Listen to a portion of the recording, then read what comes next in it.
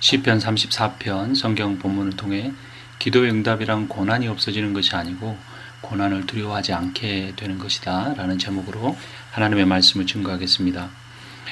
이 시편 34편은 참 다윗의 인생에 아주 극적인 시기에 쓰여진 시입니다. 1절을 보면 내가 여호와를 항상 송축하며 내 입술로 항상 주를 찬양하리이다. 항상이라는 말이 두 번씩이나 사용이 됩니다. 송축과 찬양 똑같은 말입니다. 하나님을 높인다 이런 의미죠. 근데 이 시가 쓰여진 시기는 다윗이 사울왕에게 쫓겨다닌 시기입니다.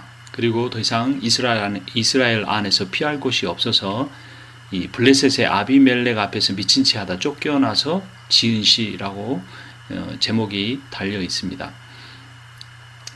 참 인생의 가장 힘든 시기죠. 다윗은 사울을 구하기 위해 목숨을 걸었습니다.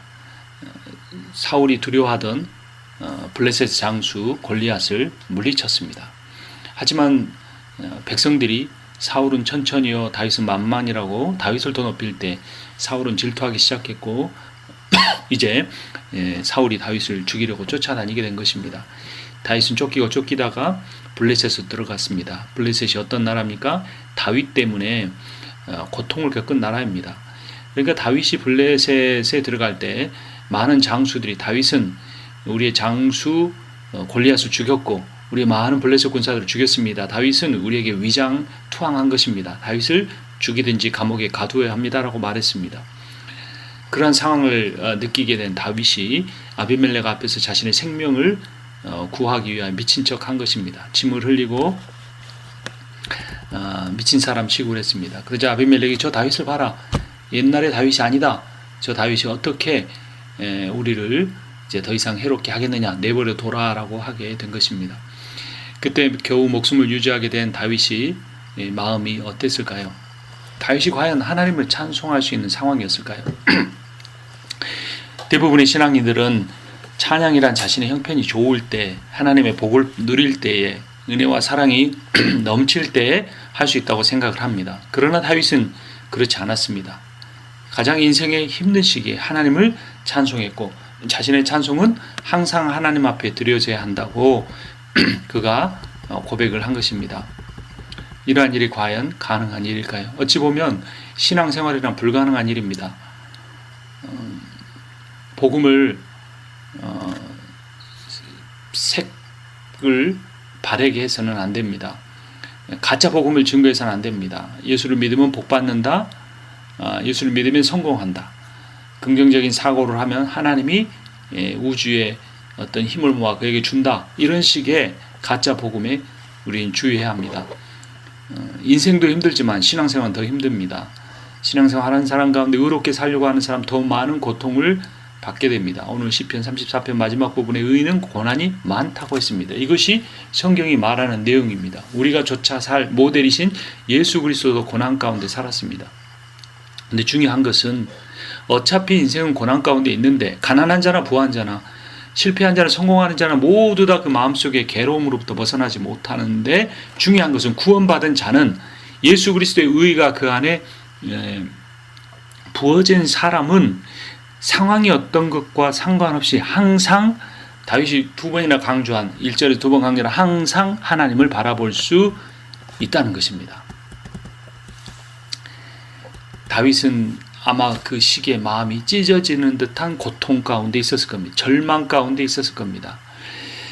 그 전후 상황에 보면 사무엘상 22장 1절에 그러므로 다윗이 그곳을 떠나 아둘람 굴로 도망하며 그의 형제와 아버지 온 집이 듣고 그리로 내려가서 그에게 이르렀고 라고 합니다. 거기 어떤 사람들이 모였습니까? 다윗의 일가족 외에 2절 사무엘상 22장 2절 환난당한 모든 자와 빚진 모든 자와 마음이 원통한 자가 다 그에게로 모였고 그는 그들의 우두머리가 되었는데 그와 함께한 자가 400명가량이었더라 라고 합니다. 그러니까 리더가 어떤 사람이냐에 따라서 그 리더에게 비슷한 사람들이 모이는 거죠. 다윗 주변에 환난당한 사람들, 육체적으로, 경제적으로 빚진 모든 자들, 또 심리적으로, 마음으로, 영적으로 마음이 원통한 자들이 모였다는 겁니다. 다윗의 상태가 그랬다는 겁니다. 모든 것을 잃어버렸습니다. 고통 가운데, 절망 가운데 있을 수밖에 없었습니다. 그런데 어떻게 합니까? 다시 시편 오늘 34편으로 오면 2절, 내 영혼이 여호와를 자랑하리니 공고한 자들이 이를 듣고 기뻐하리로다 라고 합니다. 여호와를 자랑합니다. 또 혼자만, 자신의 영혼만 하나님을 자랑하는 것이 아니라 3절에 나와 함께 여호와를 광대하시다며 함께 그의 이름을 높이세라고 합니다. 고통을 겪어본 사람만이 고통을 치유할 수 있습니다. 다윗은 자신의 아픔을 타인을 치료하는 경험으로 승화시켰습니다. 왜 그리스도가 우리의 복음이십니까? 그분이 고난을 겪으셨고 원통함과 빚진 삶과 가난한 삶, 마음이 억울한 삶, 그 삶을 이해하실 수 있기 때문입니다. 예수 그리스도는 초라하게 사셨습니다. 그는 왕궁이 아닌 마구간에 태어나셨습니다. 자신을 왕으로 삼으려는 자들에게 복음이 없으므로 메시아를 알아보지 못함으로 그들을 떠나 가신 분이십니다. 지금은 반대로 자신을 왕으로 만들려고 하고 왕으로 만들어줄 사람을 찾고 다니는 시대는 아닐까요? 우리의 삶을 돌아봐야 합니다. 다윗이 고난 가운데 하나님을 찬양할 때 고난을 겪고 있는 많은 사람들이 고난을 겪은 수많은 사람들이 다윗에게로 함께 하나님을 찬양한 것입니다. 돈과 건강과 사람을 잃어버리고 원통함만 남은 사람들이 심령이 가난한 자가 되어 애통하는 자가 되어 팔복의 첫 번째, 두 번째 복처럼 그런 사람들이 함께 모여들어 다윗과 함께 하나님을 찬양했습니다. 그러므로 아둘람 공동체 다윗과 그 함께한 400여 명의 사람들은 예수 그리스도와 함께한 12사도와 120문도와 수많은 제자들의 무리들의 모습을 미리 보여줍니다. 돈 때문에 하나님을 찾지 못했던 사람들이, 건강 때문에 하나님을 찾지 못했던 사람들이, 명예 때문에 오히려 하나님을 찾지 못했던 사람들이 모든 것을 잃어버린 뒤에 영원하시고 변함이 없으신 분들은 하나님밖에 없다는 걸 깨닫고 그러한 진정한 신앙의 삶을 쫓아가고 있는 다윗으로 인해 하나님을 찬양하게 된 것입니다. 다윗이 그렇게 아둘람 공동체의 리더가 되는 그때에 그는 되기 이전에 블레셋으로 아비멜렉 앞에서 미친 척하는 그런 삶을 산 것입니다.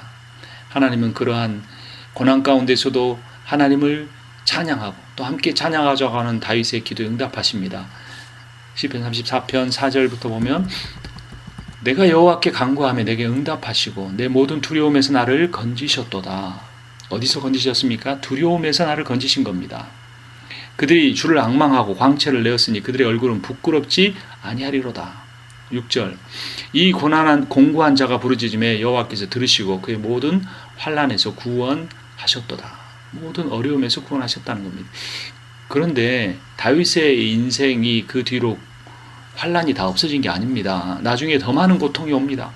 아내의 관계도 순탄치 못했습니다. 언약궤가 들어올 때 그의 아내 미갈은 다윗을 비웃었고 다윗은 자신의 아내를 꾸짖으며 더 이상 그녀와 함께 잠자리에 들지 않았습니다. 그의 배다른 딸을 겁탈하고 다른 아들이 압살롬이 암논을 죽이기까지 했습니다. 그리고 압살롬에 의해 반역을 겪고 쫓겨다니는 인생을 살았습니다. 모든 환난에서 구원된 것이 아닙니다. 그런데 왜 다윗은 6절에서 이 공고한 자신이 부르짖으며 여호와께 들으시고 그의 모든 환난에서 구원하셨다고 고백한 걸까요? 그래서 4절에 비결이 있습니다. 내가 여호와께 간구하며 내게 응답하시고 내 모든 두려움에서 나를 건지셨도다. 두려움에서 건지셨다는 겁니다. 다윗이 강조하는 바는 그가 기도한 후로 그의 인생의 어려움이 모두 없어졌다는 의미가 아닙니다. 다윗이 강조하는 바는 다윗의 인생의 어려움이 계속 있었지만 그 기도를 드린 후로 그 어려움을, 고난을 더 이상 두려워하지 않게 되었다는 겁니다. 하나님은 시험을 허락하시지만 감당치 못할 시험을 허락하지 아니하시고 시험 당할 쯤에 그 피할 길을 내어 주시는 분이십니다. 오직 모든 일에 너희는 두려워하지 말고 오직 모든 일에 감사함으로 너희 아랫바를 아뢰라. 그래 모든 지각에 뛰어나신 하나님의 평강이 너희 마음과 생각을 지키시리라. 기도가 응답되지 않았는데 감사로 하나님 앞에 찬양하는 사람, 하나님을 절대적으로 신뢰하는 사람, 그 사람을 평강의 하나님이 그의 마음과 생각을 지켜주신다는 겁니다. 고난이 조금만 있어도 그것을 벌벌 떠며 두려워하는 사람이 있고, 고난이 다 사라졌어도 막연한 두려움 때문에 절망 가운데 소망 없이 사는 사람들이 많지만, 수많은 고난 가운데 쌓여 있어도 그 가운데서 하나님을 신뢰함으로 마음과 생각을 평강의 하나님께 맡김으로 하나님이 주시는 샬롬의 평안이 가득한 사람이 있다는 겁니다. 이것이 인생의 성공의 비결인 겁니다. 이것이 참 신앙의 모습인 겁니다. 사람들은 환경이 개선되면, 돈을 많이 벌면, 내가 이 사회의 지위가 높아지면 나의 문제로부터 건짐을 받을 수 있을 줄 생각하는데, 그렇지 않습니다. 오직 하나님 외에 참 평안을 주실 분은 없습니다. 누구나 그 말에 아멘하죠. 아멘하면서도 하나님 바라보기보다 세상을 바라봅니다. 세상 바라보던 눈을 하나님께로 향하는 그때는 하나님, 세상의 것 내 힘으로 못 받네요, 하나님 주세요라고 할 때인 경우가 참 많습니다. 그러나 다윗은 인간으로서 당할 수 있는 극도의 어려움 속에서 자신이 싸워 죽이려고 했던 대적 앞에서 목숨을 구걸하게 미친 척하는 수밖에 없는 그 상황 속에서 절대적으로 하나님을 의뢰하는 믿음을 갖게 된 겁니다. 다 포기한 겁니다. 왕도 신뢰할 수 없고 부모도 형제도 신뢰할 수 없었던 다윗은 온전히 하나님만 의뢰하는 사람이 되어서 모든 환난으로 인한 모든 두려움으로부터 구원을 받은 것입니다. 인생의 고난은 죽을 때까지 끝납니다. 고난의 대부분은 인간관계의 어려움에서 옵니다. 원수 같은 사람들 때문에 힘듭니다. 그런데 인생에서 한 원수가 없어지면 그 원수보다 더 강력한 원수가 생깁니다. 그러므로 지금의 원수 없어지게 해달라고 웬만하면 기도하지 않는 것이 좋습니다. 그 원수보다 더 센 원수가 오기 때문입니다. 쫓겨난 귀신이 다른 귀신을 더 데리고 들어올 수 있습니다. 마태복음 12장 42절부터 43절부터 더러운 귀신이 사람에게서 나갔을 때 물 없는 곳으로 다니며 쉬기를 구하되 쉴 것을 얻지 못하고 이에 이르되 내가 나온 내 집으로 돌아가리라 하고 와보니 그 집이 비고 청소되고 수리되었거늘 이에 가서 저보다 더 악한 귀신 7을 데리고 들어가서 거하니 그 사람의 나중 형편이 저보다 더욱 심하게 되느니라. 이 악한 세대가 또한 이렇게 되리라. 인간의 힘으로 어떤 원하는 삶 살았을 때 한번 그것을 경험하고 더 타락할 수 있다는 겁니다. 원수 사울이 없어지자 아들 압살롬이 다윗의 원수가 되지 않았습니까? 그럼 어떻게 해야 합니까? 7절에 여호와의 천사가 주를 경외하는 자를 둘러 진치고 그들을 건지시는도다. 8절 너희는 여호와의 선하심을 맛보아 알지어다. 그에게 피하는 자는 복이 있도다. 너희 성도들아 여호와를 경외하라. 그를 경외하는 자에게는 부족함이 없도다.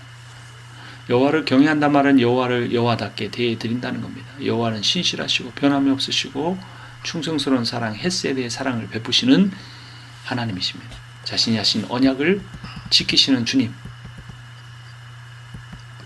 생사화복을 주관하시는 전능자이십니다.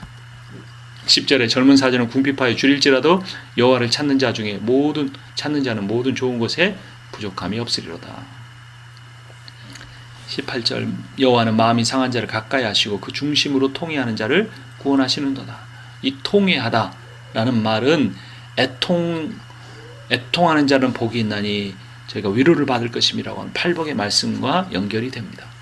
하나님은 상한 갈대를 꺾지 아니하시고 꺼져가는 촛불을 끄지 아니하시는 긍휼과 자비의 하나님이십니다. 다윗은 그렇게 상한 자로, 중심으로 통회하는 자로 하나님 앞에 나아갔습니다. 젊은 사자는 궁핍하여 줄일지라도 인간관계에서 오는 영원한 사랑, 변함없는 사랑, 그것에 궁핍하여 줄일지라도 여호와를 찾는 자에게 그 모든 것을 하나님은 채워주십니다. 그렇다고 우리 인생의 모든 고난이 사라지는 것은 아닙니다. 앞에서 말씀드린 대로 19절을 보면 의인은 고난이 많으나 여호와께서 그의 모든 고난에서 건지시도다. 고난 가운데 있지만 고난이 더 이상 고난으로 느껴지지 않는 사람은 세상도 무너뜨릴 수 없는 사람입니다. 고난이 다가오면 다가올수록 더 진리로 가까이 가고 복음으로 가까이, 예수 그리스도에게로 가까이 가고 하나님 얼굴만 바라보는 사람은 사탄이 넘어뜨릴 수가 없는 사람입니다. 하나님을 믿는다는 것이 무엇일까요? 신앙생활이 무엇일까요? 기도의 응답이 무엇일까요? 신앙생활, 기도생활, 하나님 믿는다는 것, 고난이 없어지는 것이 아닙니다. 고난을 두려워하지 않는 사람이 되는 것입니다. 참된 기도, 믿음의 기도를 통해 비록 내가 고난 가운데 거하다 이 세상을 떠날지라도 그 과정 중에 더 이상 고난을 두려워하지 않게 되는 사람이 되기를, 즉 여호와만을 경외하는 그런 사람 되기를 주님의 이름으로 축원합니다. 그리할 때 어떤 상황 가운데 있을지라도 항상 여호와를 송축하며 항상 주님을 찬양할 수 있습니다. 기도하겠습니다.